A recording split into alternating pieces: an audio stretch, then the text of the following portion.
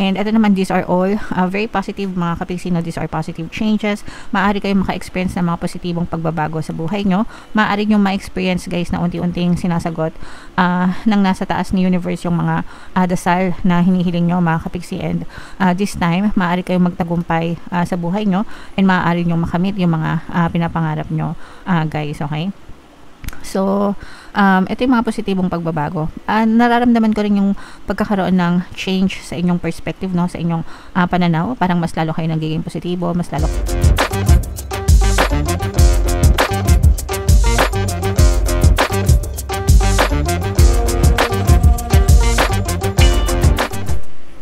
Hello guys, hello Aries, welcome back to Pinay Pixie Tarot. Ang pamagat ng episode natin for tonight is mid-month kapalaran para ngayong October 16 to 31 para sa Aries, Sun, Moon, Rising Sign, and Venus. Unahin natin tong deck na to guys. Tingnan natin yung mga mensahe para sa inyo. So, meron kayong yung iba sa inyo guys, maaaring meron kayong kailangan pagdesisyonan, and right now parang medyo nalilito pa kayo kung anong desisyon yung pipiliin nyo. So, wag kayong masyadong magmadali guys. Take your time, i-process nyo muna, timbangin mabuti yung mga pros and cons, diba? Kung kailangan nyo magtanong ng opinion or suggestion or rekomendasyon ng ibang tao, gawin nyo para maaaring makatulong sa inyong pagdidesisyon mga kapiksi, okay? Pero ang pinaka-importante is to take your time guys, okay?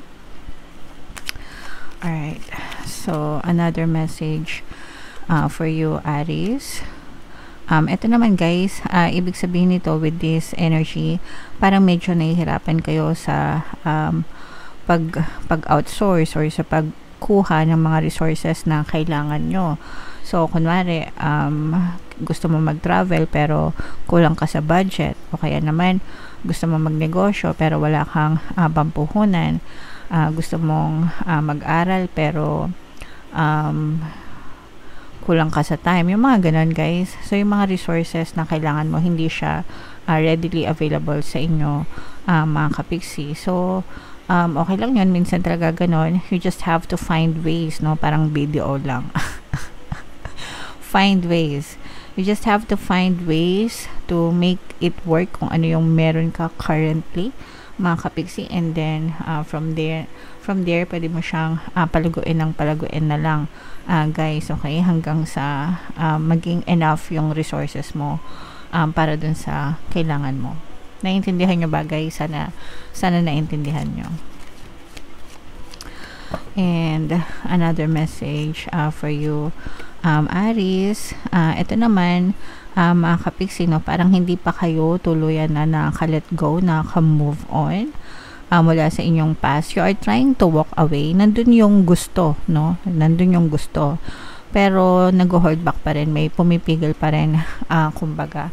So, yung mga alaala o yung mga past circumstances, gayan, siguro meron pang halaga sa inyo, masyado pang sariwa, kaya nahirapan kayo mag-move on, palagi nyo pa siyang naiisip, kaya hindi pa kayo makapag-let go. So, mga ganun. But, okay lang yan guys, magsasawa din kayo.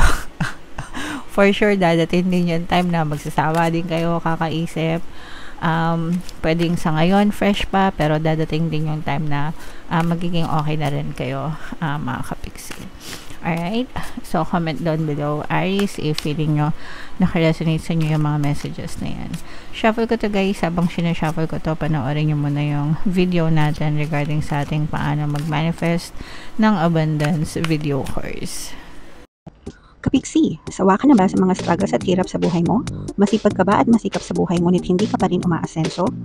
Ilang beses ka na bang nag-attempt mag-negosyo at mag-invest pero palagi ka pa rin nalulugi? Sa pagkakataon na ito ay maaaring may subconscious beliefs ka na nagiging balakid sa iyong pag-unlad at pagyaman. Introducing, paano mag-manifest ng abundance video course. Dito ay matututunan mong ma-overcome ang mga balakid mo para tuluyan ka ng umunlad, umasenso, sumagana, maging matagumpay, successful at maswerte sa iyong kabuhayan, pera, trabaho, negosyo sa lapi at kaperahan ng bonggang-bongga. Dali, mag-send na ng email sa pinoypixie@gmail.com at simulan na ang iyong pagyaman ngayon. Alright, so sa lahat ng gusto mag-avail ng course guys, naka-flash sa screen nyo. Una, meron tayong paano mag-manifest ng abundance video course. Meron din tayong paano mawala ang third party at magkaroon ng harmonious na relationship. And meron din tayong paano pabalikin si ex or vice breakup. Sa mga interesado guys, mag-send lang kayo ng email sa pinoypixie@gmail.com. And sa mga naghahanap ng pampaswerte na lucky charms or lucky bracelet, mga kapixie, aventuring at saka citrine, yung nire-recommend ko guys, check out na kayo. Nasa description box yung links mga kapixie.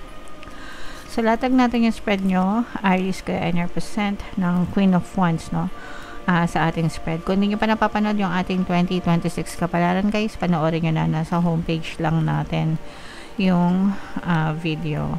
So, mayroon ditong presence ng water sign, guys. Cancer, Pisces, Scorpio. For some of you, maaring may water element kayo sa inyong natal chart. Or you may be dealing with another water sign. Ito guys, this is a very, very positive energy. Unahin ko na yung sa relationship guys, no? Kasi merong babalik sa inyo. So, hindi ko alam kung kikiligin kayo dito guys. Merong magbabalik na mga ex, mga kapiksi, and liligawan ulit kayo nito. Ang intention nitong mga ex nyo, magparamdam and bumalik sa buhay nyo. Yun yung intention nila. Kung ito'y applicable sa mga iniwan or naghiwalay or mga nag-ghosted, mga kapiksi. So, mararamdaman nyo na unti-unting magpaparamdam itong mga ex nyo sa inyo. And ang intention nila guys is suyuin kayo and makipagbalikan sa inyo. So, not sure kung ready na kayo dyan, guys.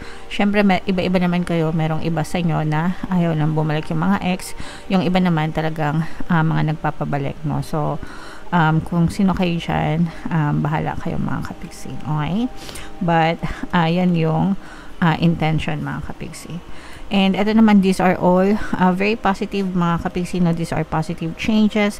Maaari kayong maka-experience ng mga positibong pagbabago sa buhay nyo. Maaari nyo ma-experience, guys, na unti-unting sinasagot ng nasa taas ni universe yung mga dasal na hinihiling nyo, mga kapiksi. And this time, maaari kayong magtagumpay sa buhay nyo and maaari nyo makamit yung mga pinapangarap nyo, guys. Okay?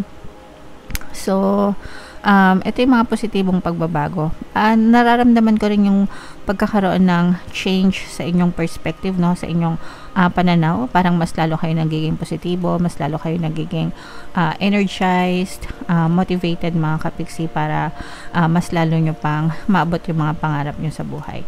And definitely guys, you will feel a lot of progress.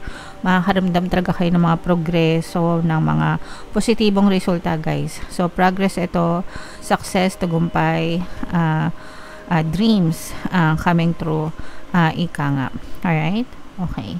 And sa larangan naman ng trabaho or sa larangan ng pagkakakitaan, mga kapiksi, you will succeed more kung makikipag-collaborate kayo with other people or makikipagtulungan kayo sa ibang tao, mga kapiksi. Mas mabilis yung magiging pag-asenso nyo and pag-unlad nyo or pag-angat nyo, guys. So, pwedeng sa trabaho ito, pwedeng sa negosyo, mga kapiksi. Okay?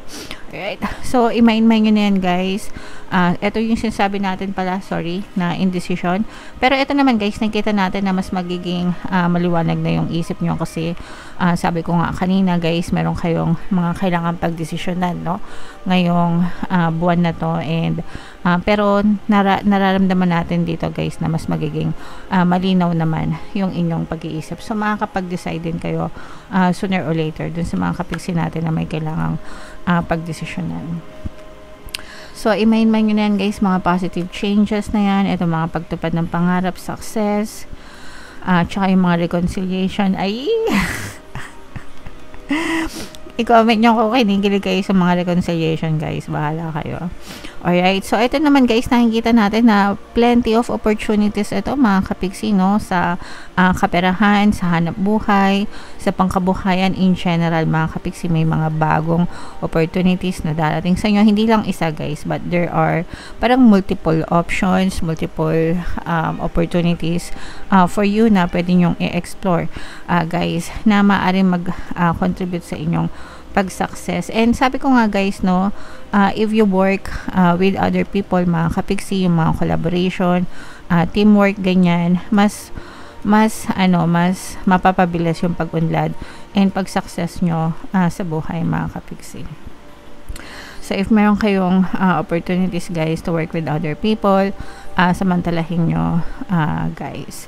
And ito naman, guys, ito yung sinasabi natin na parang unstoppable yung energy nyo. Yung iba sa nyo, guys, kasi parang nararamdaman ko na nagkakaroon kayo ng renewed energy. At saka, tumataas na yung level nyo, no? Kumbaga, parang tumataas na yung level ng pamumuhay nyo, yung antas ng lifestyle nyo, mga kapiksi. Medyo nakakaangat-angat na yung iba sa inyo, guys. Pero syempre, kailangan remain humble pa rin kayo, guys. Kahit nag-aano kayo, katagumpay sa buhay. Ang paa kailangan nakatutok pa rin sa lupa, mga kapiksi. Remain humble at all times, okay? Pero yeah, i-mind nyo na to, guys, itong mga success na to, itong mga maraming opportunities, guys, kasi marami pa talaga, no, yung nag-aantay sa inyo, Aries. So, shuffle natin to, guys. Bunot lang tayo ng isa pang card. Comment down below, ha, if naka-resonate kayo. I choose to learn through love. So, kapag ka talagang nagfo-focus tayo sa love, mga kapiksi, kindness, love, light, no? Nagiging magaan yung takbo ng ating pamumuhay, and mas marami tayong natutunan, actually. Mas marami tayong nare-realize, no? Na hindi lahat dapat sa buhay nirereklamo natin, hindi. I mean, di ba? Sayang yung buhay, mga kapiksi ko, kung gagastusin natin siya sa reklamo, sa pook, sa galit, sa kanigahan. There are only a lot of things, alam nyo, there's only a few things that we can control in our life. So, kung ano na lang yung mga control natin, kung ano na lang yung kaya natin gawin sa buhay natin, guys, mag-focus tayo doon, no? And always choose love and kindness and light, no matter what, mga kapiksi. Wag na tayo masyadong makisawsaw sa gulo ng mundo, mga kapiksi, no? Wag nating sayangan yung energy natin. Just let's pray collectively, and yeah, world peace. Pang Miss Universe. Okay, alright. So, yeah, comment down below, guys, if feeling nyo naka-resonate kayo and yung mga magaganda dito, i-mind nyo na sa comment section. And ito yung ating 2026 kapalaran, guys. Panoorin nyo na. Ito naman yung ating success stories ng paano mag-manifest ng abundance with yung course. Click here to subscribe, guys. Thank you for liking, sharing, and subscribing. See you next time. I love you all. Have a nice day. Bye-bye.